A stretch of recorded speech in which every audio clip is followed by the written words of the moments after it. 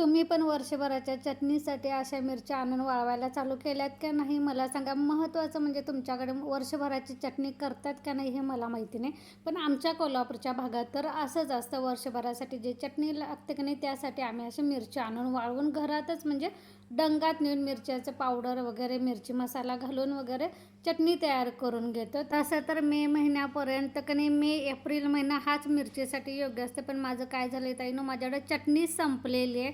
फक्त 7-8 दिवसाची चटणी शिल्लक आहे. त्यामुळे मी की नाही आता थोडी तात्पुरती, आता इतके मिरच्यांचा दर भडकलेला आहे की नाही तरी पण माझ्याकडे पर्याय नाही, त्यामुळे तात्पुरती मिरच्या आणून की नाही आता मी त्याचा मसाला करून घेणार आणि नंतर मे महिन्यात थोडीशी आता किंमत वगैरे कमी झाली की त्यावेळी उरलेल्या मिरच्या आणून मी पावडर करून ठेवणार आहे. त्यासाठी मी आज इथे आणायला गेले होते. तर हे बघा, मी या 3 प्रकारच्या मिरच्या घेतलेल्या आहेत. तुम्ही कुठल्या कुठल्या मिरच्या घेताय तेही मला कमेंटमध्ये सांगा आणि ब्लॉग आवडला तर लाईक, सबस्क्राईब आणि शेअर करायला विसरा.